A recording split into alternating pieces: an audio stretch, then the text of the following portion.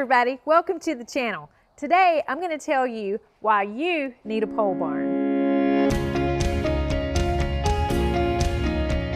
So this is our pole barn.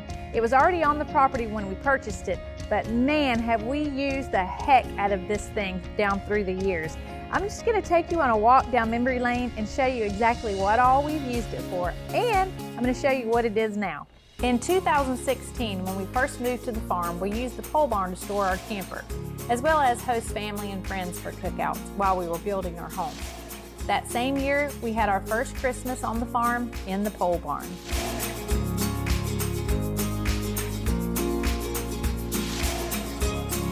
In 2017, we hosted my grandmother's 92nd birthday party under the pole barn, complete with the bonfire. That same year, we hosted an evening of food and fun for our church's worship and productions. 2018 brought lots of action to the pole barn. Another party, this time complete with a live band. I've got a sweet song, baby. We celebrated Easter with our family, complete with music and food. And over the summer, we had another cookout with friends. Then October rolled around, and so did Hurricane Michael. The little blue dot is where we're located on that map. But the pole barn survived. There were trees down all around it, but it made it. So we had to purchase a tractor for cleanup. So the pole barn became storage yet again for the tractor. In the spring of 2019, we built another pole barn to house the farm equipment because we agreed to host a wedding reception in our pole barn. So the pole barn is about to get a makeover. We are going to be hosting a wedding reception here next month. So I just wanted to do a quick before. It was even worse than this. The tractor was in here and there was a bunch of junk piled in that corner, so we've already moved that. So I just kind of wanted to show you a quick before, and then we'll be back with an after. So we hung lights and then we set up tents outside for all the guests. We planned on using the pole barn just for food tables, but little did we know the barn would end up saving the day. So the tent collapsed.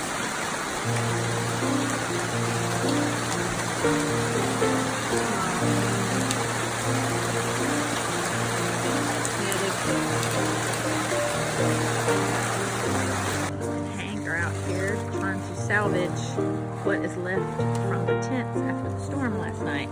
So we are dried in as far as the front side. Now we are about to set the tables up, but it is pouring. We salvaged enough of the tents to make a makeshift wall just in time as guests were arriving. So we made it. We're all set up.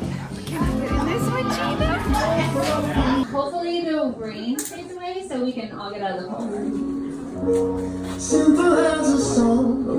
In 2020, the pole barn became storage yet again.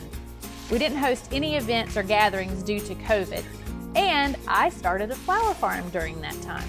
But in March of this year, I came up with this idea to turn the pole barn into my flower studio. So I had the bright idea that I wanted to convert this into my flower studio. You may not know, but we own a flower farm. And so I needed a place where I could process the flowers as well as host people for events and different things for the flower farm. So this has made the perfect flower studio. So construction began. We started building walls for the front. We even had a little bit of help from some of the farm animals. We installed clear panels for the back barn doors and for the two front side walls that would allow natural light but yet give us a little bit of protection from the weather. We started building the cooler room, which would be the walk-in cooler for the flowers, and the bucket stands. We added seating for our events, and we even gave the chandelier a facelift.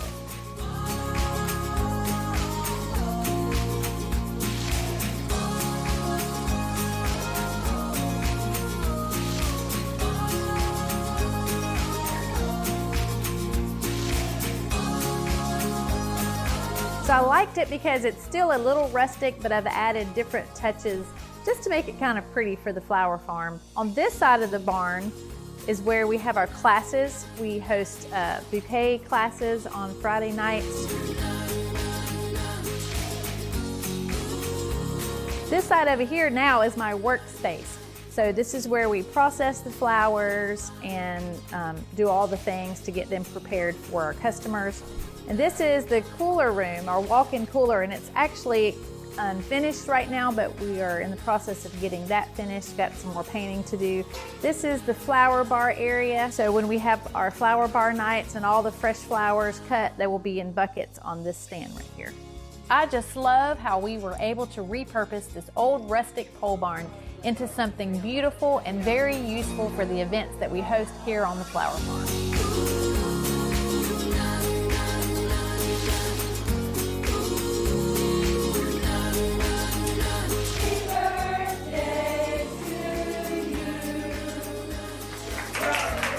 So as you can see, pole barns are very versatile. I mean, there's 1,000 different ways you can use them, right?